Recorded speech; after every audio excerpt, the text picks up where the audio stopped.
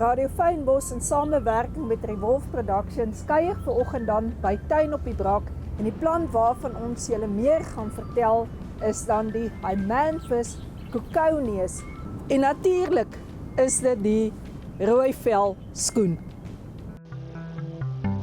Anna, waar is hy 'n helder rooi blom?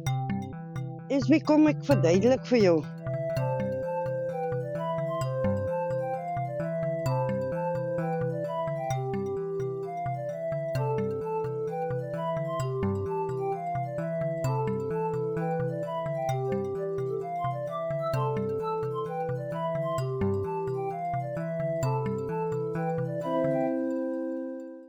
Ek is Anna Francis, Ek is Esme Williams, sy is in 2 so plant ons. Tuin op die Brak.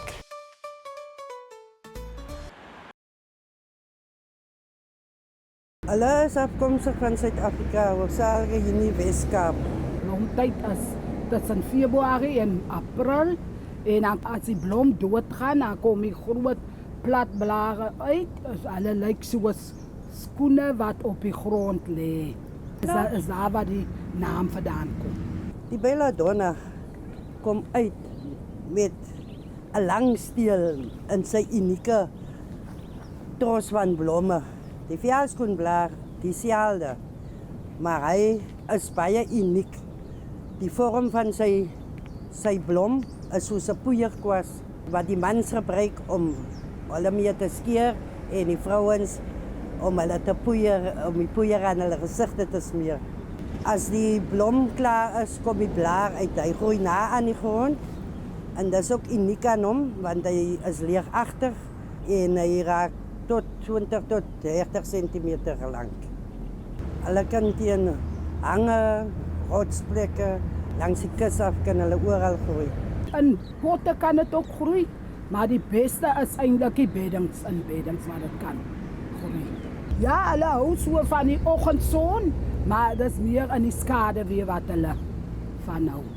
Die velskoenblaar kom hoofsaaklik net in rooi voor met 'n oranje skynsel. Dit kan nou nie gebruik word vir medisyne nie en in kots nie, want hulle is baie giftig, maar in 'n bedding is hy baie opvallend, hy helder rooi kleur.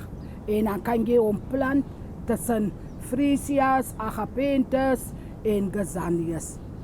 Hy is bekend as die velskoenblaar, die poeierkwas, die Aprilvoel. Die Aprilvoel is omdat hy so skielik verskyn en hy laat die mense wonder waar kom hy nou vandaan. Ons hoop julle het episode 3 van die velskoenblaar saam met ons geniet en ons sien uit om julle te sien volgende keer.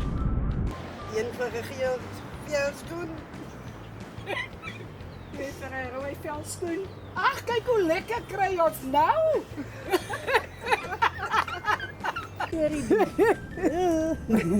Hallo. Hoor. Ag, kyk hoe lekker kry ons. Kyk hoe lekker kry ons.